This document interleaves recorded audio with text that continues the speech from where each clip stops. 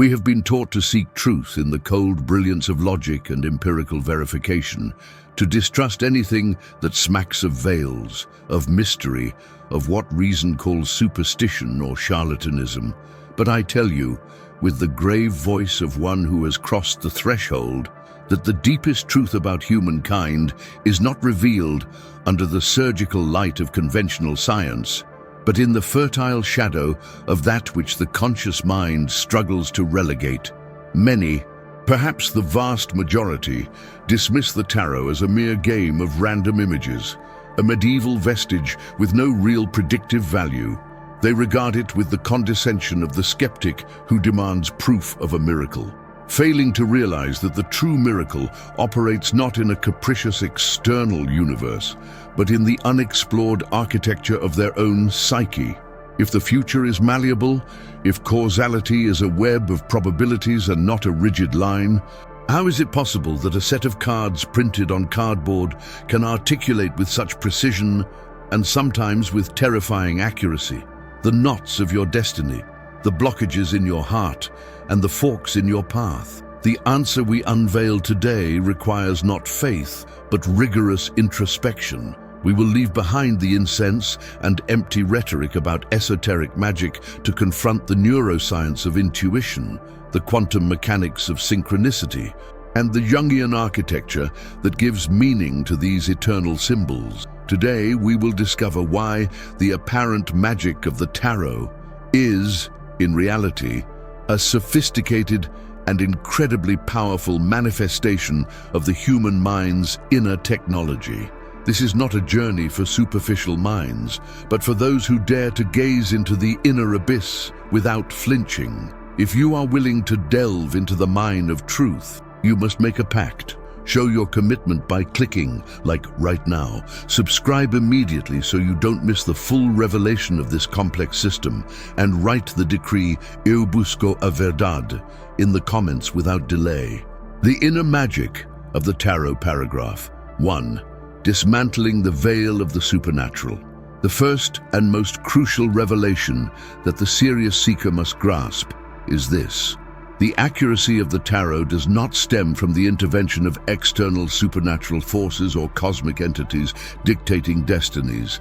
It is a fundamental error, convenient for mental laziness, to attribute to an external power what is actually the manifestation of the inherent capacity of human consciousness to self-organize and project meaning onto chaos. When science, with its current epistemological framework, fails to provide a causal explanation for the appearance of a revealing symbol at the precise moment of need, the mind prefers to fill that gap with the hypothesis of the miraculous or the magical. This is an age-old defense mechanism that seeks to simplify the complexity of chance and synchronicity. The tarot, in this context, simply acts as a calibrated mirror, a neutral screen upon which the querent's mind projects its unconscious patterns, latent fears, and repressed solutions. The major arcana are not bearers of divine messages, they are semiotic catalysts. Its function is that of a sophisticated psychic detonator, forcing the mind to externalize what it already knew, but which the censorship of consciousness and daily routine prevented from being articulated. The universe doesn't send us signals through these cards. Our brain, programmed for survival and the search for patterns, reads signals that were already encoded in the fabric of our own experience and mistakenly attributes them to the manipulated randomness of fate. This is the alchemical transmutation where superstition becomes profound introspection, the principle of fertile ambiguity. The power of the tarot system, especially that of the major arcana, lies precisely in its archetypal universality, which is inextricably linked to its deliberate and intrinsic visual ambiguity. These are not univocal images like traffic signs. They are empty vessels, containers of meaning that can only be filled by the lifeblood of individual experience. Consider the Fool or the Empress. These figures, stripped of a specific narrative context, become floating signifiers, forcing the observer's mind to abandon its logical rigidity and seek emotional and biographical connections. This ambiguity is not a weakness of the system, but its greatest psychological strength. When confronted with a symbol that is both familiar, archetypal, and open to interpretation, semiotic, the defense system of the conscious mind, which normally filters and rationalizes information, must yield. This momentary lapse in vigilance allows the subconscious's underlying narrative, the true driving force behind our decisions and crises, to surface and be directly mapped onto the image of the card. The card never speaks to the querent, rather the querent speaks through the card, using the iconography as a borrowed symbolic language to express truths that would otherwise be too painful or complex to verbalize directly. The revelation is not in the card itself. It lies in the interpretation that, compelled by the image, you are forced to construct. The dynamics of projection and constructive self-deception. Interacting with the tarot is, in essence, an exercise in guided projection. When the querent draws the magician, the brain immediately scans the archive of personal experiences, searching for resonance with the concepts of initiative, resourcefulness, and personal power. This projection is not mere illusory self-deception, but a fundamental neurological mechanism for action. Human beings cannot act effectively if they lack a coherent narrative about their capabilities and environment. If the querent feels stuck and the magician emerges, the brain uses that external symbol to create an internal structured permission. Instead of confronting paralysis and doubt directly, the mind projects the need to act onto the symbol, feeling that the card is telling me I must act, which is infinitely easier to accept than the uncomfortable truth of my own will and fear are preventing me from acting. The tarot provides the script, the symbolic infrastructure for the story the person already needs to tell themselves in order to unlock a behavioral pattern. This projection facilitates a cognitive shortcut that bypasses rational criticism and allows for the implementation of latent solutions. It is a therapeutic dialogue where the randomness of the draw acts as the necessary catalyst to confront the truth that, without the aid of the external symbol, the conscious mind would have indefinitely avoided due to its conservative and risk-averse nature. The reverse causality error and the predictive brain. One of the biggest mental pitfalls when evaluating the accuracy of the tarot is the confusion between correlation and reverse causation, magnified by the human brain's predictive engine. Our brain isn't a passive camera recording the present.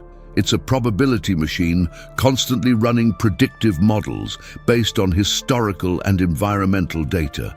When a card seems too accurate, for example, the appearance of the Tower or the Ten of Swords foreshadowing a crisis, it doesn't mean the card predicted the future. What actually happened is that this symbolic image triggered a series of unresolved worries and conflicts already present in the querent's subconscious. The mind was already processing the imminence of collapse, professional, emotional, or financial. The image of the major arcana simply gives name and form to that diffuse anxiety. The brain then applies post facto selective attention. It begins filtering reality to find evidence that confirms the card's accuracy. The 10 neutral or positive events of the day are ignored, while the 2 negative events that seem to fit the symbol of the Tower are magnified, thus reinforcing the illusion that the card was a prophetic pronouncement rather than a reflection of a pre-existing psychic state. The tarot is accurate because it forces the querent to stop ignoring the internal signals that their own subconscious had already detected and that were waiting for symbolic language to manifest itself. Tarot as a technology of introspection, not divination. We must definitively abandon the simplistic notion of the tarot as a linear divination tool. Its true value lies in being a sophisticated and highly effective symbolic technology for deep introspection. The act of consultation and the associated ritual do not reveal a fixed future. They reveal the querent's current energetic trajectory, which is the sum of their unexamined fears, repressed desires, and habitual thought patterns. The tarot offers a formal, external language for dialogue with the subconscious, bringing to light the Jungian shadow and the complexes that govern life from the depth. By forcing the mind to interpret a closed symbolic system, the 78 cards, in relation to an open system, the querent's life, a short circuit occurs in habitual thought loops. This cognitive breakdown, the shock of revelation, is what allows for the neural plasticity necessary to consider alternative paths and make genuine decisions. The precision of the tarot is the precision of psychological diagnosis. It shows us where we are, not where we will inevitably end up. But if this tool only reveals projected internal truths, if it is only the mind seeing its own ghosts and solutions, why do we feel that deep and inescapable connection with images that have no logical or causal connection with our external reality? The answer, my initiate, lies in pareidolia, that primal compulsion that compels us to find faces and patterns in clouds and damp patches, and which is the neurological basis for the construction of the divine and symbolic truth. We will now delve into how the brain, which abhors emptiness, becomes the architect of its own destiny by projecting meaning even into the subtlest of shadows. The precision that so astonishes novices doesn't reside in a telluric current flowing from an astral plane, nor in the intervention of spirit guides who select the perfect card. It is, in fact, a sophisticated mechanism for dialogue with the deep self. The tarot deck is a mirror, but not of external reality, rather of the querent's internal architecture, an intricate map of their psychic tensions and their possible resolutions. Carl Jung, the great architect of the modern psyche, offered us the concept of synchronicity, which is often misinterpreted as a meaningful coincidence of supernatural origin. In reality, Jung sought a principle of a causal connection, the simultaneity of a psychic state with an external event, without one causing the other. The tarot operates masterfully in this acausal space. The mind takes a random symbol, the chosen card, and instantly charges it with the meaning that already resides in the unconscious, tirelessly seeking coherence. It's not that the universe sends us the Tower card to warn of disaster, but rather that our psyche, already aware of the impending internal collapse, uses the Tower as the perfect iconographic vehicle to make that knowledge conscious and palpable. The act of shuffling and cutting is not an invocation. It's a controlled opening of the mind's floodgates, a ritual to suspend logical disbelief and allow emotional truth to clothe itself in archetypal garb. The magic of the reading lies in the extreme efficiency of the symbolic system, in reflecting what is already a psychological fact. Cartomancy is a projective visualization technique elevated to the status of art, forcing the mind to confront its own constructs. Let's delve into the relentless mechanics of the mind. The human brain is a survival machine obsessed with prediction. It detests entropy and randomness. When presented with a random sequence of images, such as a tarot spread, the brain immediately activates the filters of pareidolia, the tendency to perceive significant patterns where none exist, and apophenia, the experience of seeing connections between unrelated phenomena. These are not cognitive errors to be dismissed. They are the evolutionary tools that allowed us to identify the predator camouflaged among the leaves and that construct reality itself. Applied to the tarot, these functions force a narrative. The querent, in formulating their question and then observing the Queen of Swords next to the Three of Cups, is not receiving information from the cosmos.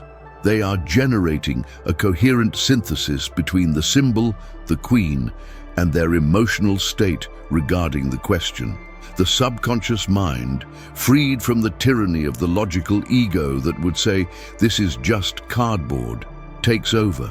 The reader, the interpreter of the symbols, is merely the catalyst, the secondary mirror that helps refine the projection and articulate the truth in a shared language. The act of divination, then, is an intensive exercise in inverted and directed confirmation bias. The accuracy attributed to divination is simply the internal validation that arises when the unconscious finally recognizes itself in the mirror.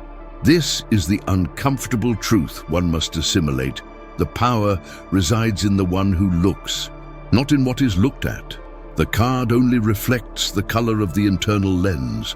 If the tarot were merely random, unstructured images, like a poker deck without any deeper meaning, its power of projection would be limited. What grants it its universal resonance and profound capacity to activate the psyche is its foundation in archetypes. The 78 cards are not modern inventions. They are iconographic condensations of fundamental human experiences, a glossary of the human condition. Death is not biological cessation, but the archetype of transformation. The fool is not folly, but the archetype of unconscious beginning. These pre-existing patterns, which inhabit humanity's collective unconscious, act as master keys. When the archetypal image is unfolded, the querent's unconscious resonates immediately because it is presented with a language it already speaks, but which the conscious mind has censored, rationalized, or ignored. Projection, therefore, is not the invention of meaning, but the activation of a universally encoded meaning that is being experienced on a personal level at that moment of reading. It is the difference between a formless scribble and an ancient symbol. The archetypal symbol offers the emotional density and mythological structure necessary for the psychic charge, conflict, desire, fear, to lodge firmly and communicably, giving form to the formless. Understanding that magic is internal and operates through these projection mechanisms, we grasp its tremendous therapeutic value, far surpassing any spurious predictive value. Our ego, that protective and often arrogant layer of consciousness, is formidably resistant to painful or uncomfortable truths, constructing defenses, rationalizations, and self-deceptive narratives to maintain the illusion of control. The tarot, perceived as an external source of truth, tricks the ego. The querent suspends their defenses because the information supposedly comes from a mysterious and external source, making it easier to accept a truth that, if presented directly by a counselor or friend, would be rejected as offensive criticism. If the reader verbalizes an internal betrayal using the Moon or Three of Swords cards, the querent accepts the possibility of deception with less resistance than if directly accused of living in denial. The tarot is a psychological Trojan horse. It introduces essential truths disguised as prophecy or destiny. The card doesn't predict that you will find that person, but rather reveals that your psyche is ready or desperate for the emotional adventure symbolized by the Lovers or the Knight of Cups. The genuine revelation isn't about the future, but about your current inner state, offering an opportunity for conscious intervention and reorientation. Thus, the dazzling precision we seek in the tarot, and which we often attribute to cosmic or energetic influences, is the manifestation of a perfectly calibrated psychic technology. The system does nothing more than order and present, through a structured language, the realities we have already encoded within ourselves. Naive mysticism dissolves to give way to psychological mastery. True power lies not in the ability to see what will be, but in the ability to see with inescapable clarity what is in this precise moment, using archetypal projection as a lever for change. This is the critical point of initiation, to free oneself from the need for external prophecy in order to reclaim sovereignty over one's own interpretation. If the tarot is an artifact of symbolic self-manipulation, then each reading is an act of meaning-making, not passive discovery. The deck becomes the grammar of one's own subconscious will, the tool for objectifying the shadow. Now, in this silence that follows the dismantling of the illusion, I ask you, Consider the last time a card struck you with terrifying precision. Could you, in retrospect and with brutal honesty, discern whether that truth came from the stars, or was the echo of an inner voice you had refused to hear until the archetypal symbol gave you permission? Find the truth behind the projection and the source of your astonishment. We have come to understand that the tarot is not a passive oracle. It is a driving force, a psychological technology that operates within Jungian acausality. But if the power of this tool resides intrinsically in the user's psyche, what is the exact mechanism that allows intention, the reader's focused will, to shape the apparent randomness of the deck and transcend mere randomness, transforming it into directed action? We will now delve into the art of deliberately manipulating the unconscious and the true purpose of the ritual. The universe, for the human mind, does not tolerate silence or emptiness. The psyche abhors horror vacui, that ancestral aversion to blank space, to unclassified data. This need is not a weakness, but an evolutionary imperative. Since the dawn of time, survival has depended on the ability to detect shapes and patterns in the ambient murmur, the face lurking among the leaves, the repetitive sequence in the sky that heralded the season. This biological mechanism, crude yet vital, is what we call pareidolia, the compulsion to impose structure, to find faces and anthropomorphic figures where there is only random noise, dancing shadows, or smudged pigments. The tarot cards, with their intricate yet ambiguous design, become the perfect canvas for this primordial function. They are nothing more than visual anchor points, defined enough to suggest, but vague enough not to limit. The brain is not discovering an external truth in the figure of the hermit. It is, by necessity, filling the gaps with the raw material of its own existence, using that point of light to illuminate its own inner caves. Understanding this principle is crucial. If the reading were purely objective, the tarot would collapse. Its power lies in the fact that it allows this fundamental intrusion of the subjective, allowing the chaos of psychic truth to be organized under the yoke of an image. The deck is, in essence, a Rorschach test, meticulously coded over centuries. Observe the images: the Wheel of Fortune, death, the Hanged Man. They are postures, states, movements. They are archetypes stripped of linear narrative and mundane specificity. They are not detailing your future with photographic precision, but rather offering naked emotional resonances. When the querent looks at the card, they're unconscious. That vast camera obscura, filled with repressed memories and unfulfilled desires, acts immediately. They don't see the ink drawing. They see the reflection of their own guilt, their secret ambition, their unconfessed fear. Pareidolia compels us to see a form, but projection compels us to give that form a name and a personal, often painful meaning. The symbols of the tarot have survived precisely because they are universal vehicles of projection, empty frames waiting to be filled by the psychic energy of the moment, whether it's the sun in the Marseille or Waite Smith deck. The impulse to see long-awaited success or renewed hope in that card is an energetic projection that springs from within the reader into the ambiguity of the card. The reader's supreme art is not reading the card itself, but rather reading the quality, direction, and intensity of the projection emanating from the person consulting the card. Projection, in its purest and most dangerous form, is the involuntary externalization of the shadow. We deny aspects of ourselves, anger, fear, desire, weakness, and assign them to external elements, our partner, the system, fate, and, crucially, the figures of divination. The devil appeared to me because my boss is oppressing me, says the novice.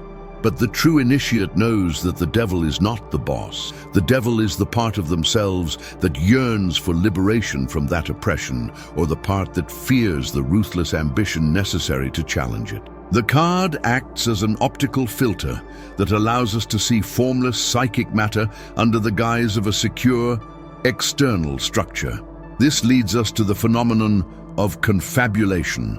The brain, once it has projected an initial meaning, works tirelessly to weave a coherent narrative that justifies the choice of card and its interpretation.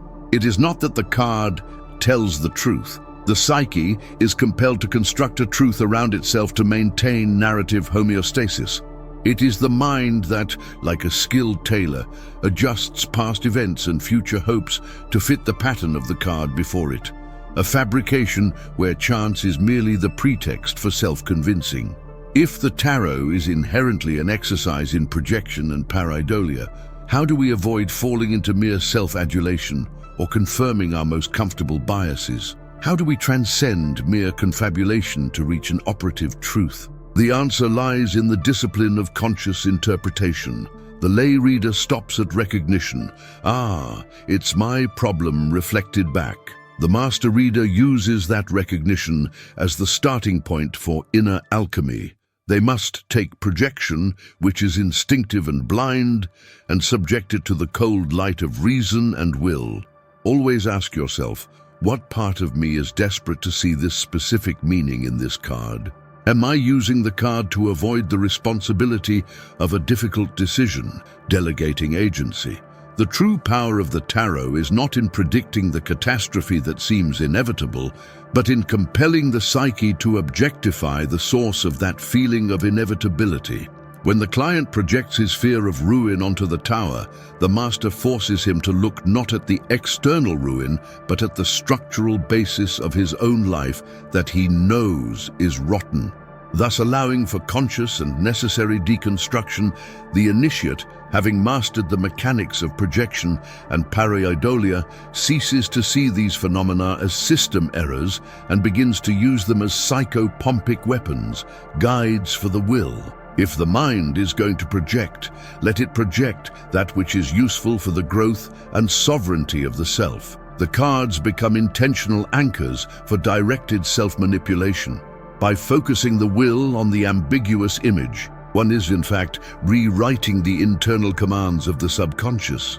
The fool is no longer the symbol of recklessness, but the deliberate symbol of the necessary release of unnecessary baggage. You are using ambiguity to inject a new truth into the operating system of your being. The tarot then reveals itself as a sophisticated biofeedback system, a cycle of perception, projection, and reaction that allows for directed psychic course correction. The key is absolute control of the reading environment, of the sacred space, because the quality of the projection depends directly on the purity of the intention manifested in the environment. Now, meditate on this. What is the last archetypal symbol you hated seeing appear in a reading? Not the one that frightened you because of its external meaning, but the one that caused you visceral revulsion. Describe, without embellishment, the projection that card demanded. What inner truth, what part of your shadow did that image force you to confront? The real meaning isn't in the ink, but in the emotional reaction your psyche tried to hide from yourself. If projection is the mechanism that transforms chance into meaning, and if we are to control this mechanism to transcend empty prophecy, what role then do staging, incense, sacred geometry, and the astrological hour play in the master's practice? They are not theatrical embellishments to impress the foolish. They are, in fact, the essential tools for concentrating psychic energy and ensuring that projection is a directed arrow and not a mere hysterical murmur from the subconscious. We will now delve into the construction of the place of ritual and the creation of the atmosphere of necessity that compels manifestation. We have crossed the threshold of external projection. Now we must descend to the synapses and the temporal lobe where the true power of the symbol resides. The human brain is not a passive vessel waiting to be filled with information. It is a tireless machine of narrative construction. Its primary function, beyond homeostasis, is to generate coherence. Chaos is biologically intolerable. Faced with fragmented information, emptiness, or chance, the mind immediately resorts to confabulation, not as a pathological error, but as a survival mechanism.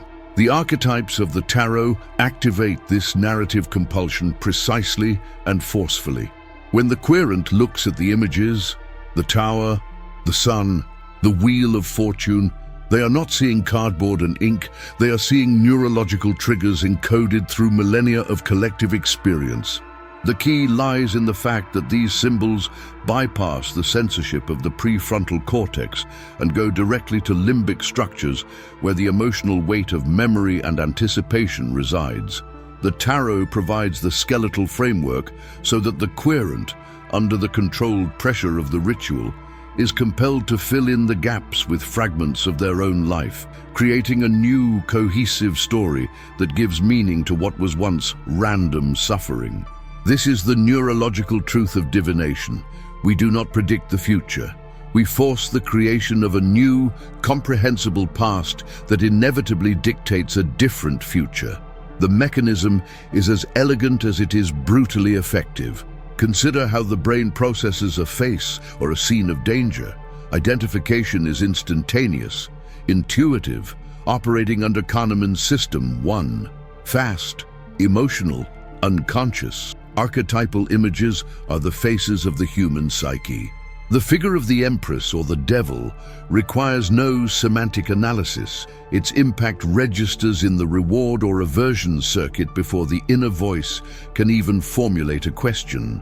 Studies on visual perception confirm that the brain assigns emotional meaning to complex patterns in milliseconds. The tarot exploits this synaptic speed. By scattering the cards, the master presents a visual map of 78 possible emotional and existential states, forcing the querent's brain to immediately search for causal connections between them and their own life story. This pattern finding, known as apophenia when uncontrolled, becomes here a targeted diagnostic tool. By imposing a structure, the spread, the client not only sees their problems, but is compelled to see them in a logical sequence that suggests a solution. The process is an assisted neuro-restructuring, where the symbol acts as a catalyst for synthesizing scattered memories and future projections into a single, coherent timeline. The master's skill, then, lies not in memorizing the trivial meaning of each card, that's a task for the novice, but in understanding how the generated narrative is functioning structurally in the querent's mind. We are, in essence, architects of the inner story. The tarot provides the characters, major arcana, and the contextual details, minor arcana, but the querent must provide the dramaturgy. If the chariot appears flanked by justice and the hermit, the master should not give a passive reading. They should use the conjunction to force the querent's mind to merge concepts, discipline and isolation, to achieve progress. The mind, eager to complete the narrative triad, immediately seeks biographical examples of that pattern. The success of the reading is measured by the quality of the story the querent is compelled to write in that moment. A story that integrates the obstacles, the swords, the dark arcana, not as punishments, but as necessary pivots for the development of the hero, the querent themselves. If the story is powerful and resonant, the modification of behavior and self-perception is immediate and lasting. Consider the phenomenon of the self-fulfilling prophecy. But from the perspective of neuroplasticity, when the querent internalizes a narrative of power and action generated by a successful reading, their brain begins to prune the neural connections that supported the old narrative of victimization or stagnation. The tarot narrative is a cognitive action plan. If the final card of the spread is indicative of success, such as the world or the sun, the querent leaves not with a passive prediction, but with an activated map indicating that the path taken, symbolized by the previous cards, only makes sense if it culminates in that goal. This generates a state of selective alertness. The brain begins to prioritize information from the environment that confirms the new narrative. If the narrative is, "I must take absolute control and create my own empire," the querent will begin to notice leadership opportunities they previously overlooked. The tarot does not reveal a fixed destiny. It shapes expectation, and expectation is the most powerful engine of human action. We are modifying the architectures of attention and intention through the induction of an inevitable archetypal narrative. Mastery is not clairvoyance, but the subtle manipulation of the axes of perception. When the master interprets, they do so knowing that each word is a chisel on the synaptic structure of the querent. The narrative must be precise, avoiding unnecessary ambiguity and being archetypal enough to resonate in deep memory, yet specific enough for the querent to anchor it to concrete events in their life. The power lies not in divining that the querent has a financial problem, but in structuring that problem through the narrative of the Five of Pentacles, followed by the Eight of Wands, and concluding with the King of Pentacles. This sequence transforms fate into a journey. The querent's mind not only accepts the facts, but also the logic of transformation. Therefore, the master of divination is, above all, an applied neurolinguist, someone who uses sacred iconography to rewrite the operational commands of consciousness. The ultimate truth is that destiny is not written in the stars, but in the story the consultant tells himself. Now, reflect on the last major change you made in your life, a crucial move, a career change, a defining breakup. Try to recall not the event itself, but the internal narrative you constructed just before taking the leap. What was the script that justified the action? Who were you in that story? The magician, the fool, the hermit? And, fundamentally, could you have acted if your mind hadn't first written that tale of necessity and inner heroism? Visualize the card that best represents that new internal narrative, and feel how that image continues to drive your current behavior. If narrative is the vehicle and neuroscience the engine, what happens when the narrative focuses not only on the querent, but extends to the entirety of the known universe? Most people get stuck on the practical application, on the self, but the true adept must understand that the tarot, in its purest form, is not a reflection of their life, but a mirror of the universal structure. We must now address the geometry underlying the deck, the mathematical language that transforms 78 random images into an implicit code, linking personal microhistory with cosmic macrohistory.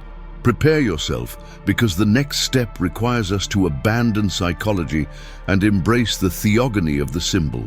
We have reached the pinnacle of understanding, the point where the neuroplasticity of the mind and the immutable geometry of the arcana merge into the supreme tool of self-knowledge. The tarot ceases to be an external oracle that predicts unchangeable futures, becoming instead the internal map that allows for the conscious navigation of the self. The final enlightenment is not discovering which card you are, but understanding that you are the entire deck, and that your task is to learn to shuffle, cut, and arrange your own archetypal influences. If narrative is the structure that justifies action, self-knowledge is the power to choose the structure that best serves the evolution of your consciousness, moving you from the state of helpless victim to that of active architect of your reality, always recognizing that every choice, from the fool to the world, is a vital pulse in the cosmic nervous system, where your microhistory is not an anomaly, but the perfect echo of macrohistory. This tool operates through the identification of the implicit code, the mathematical language that connects the 22 paths of existence. By understanding that the major arcana is the symbolic representation of a universal force, not a specific personal event, the querent or reader is freed from the tyranny of the event. We no longer ask, "What will happen to me?" but rather, "What archetype am I activating with my current narrative? And how can I transmute its energy?" This is the quantum leap from cartomancer to psychic alchemist. When the tower appears, it ceases to be a fear of external destruction and becomes the recognition that the energy of the tower operates internally. demanding the demolition of obsolete ego structures. It is a tool of purification, not punishment. The self-knowledge provided by the tarot is, therefore, the ability to diagnose the current state of consciousness in relation to its alignment with universal laws, allowing for immediate and sovereign realignment. The application of this illumination lies in the constant practice of archetypal sovereignty. When you see the world through the prism of the tarot, every interaction, every challenge, every triumph becomes a masterclass on the energy at play. The difficult boss is not just an obstacle. He is the temporary embodiment of the misused emperor or uncontrolled strength. Your task is not to defeat him, but to integrate the archetypal lesson that this interaction offers. Similarly, a period of stagnation is not bad luck, but the hermit's invitation to deep introspection, compelling you to rewrite the narrative of haste into the narrative of slow wisdom. The self-knowledge that the deck provides is the understanding that we can modulate our energetic resonance, consciously choosing to activate the spirit of the magician manifestation rather than succumbing to the paralysis of the hanged man, futile sacrifice. Integrating the tarot as a tool for self-knowledge also requires the courage to look at the shadow, to recognize that self-knowledge is incomplete if the energy of the devil or the illusions of the moon are denied. The adept understands that these dark arcana are not moralizing threats, but rather unprocessed reservoirs of power. The shadow is simply the light we haven't yet learned how to ignite.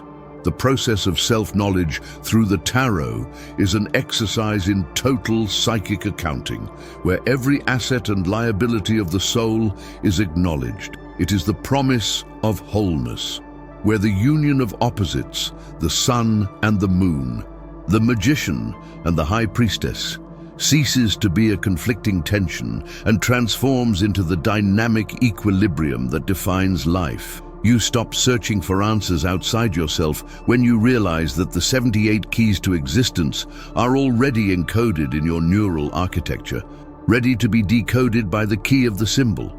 The final synthesis is this: the tarot is the universal interface that translates the structure of the cosmos into the language of the human psyche.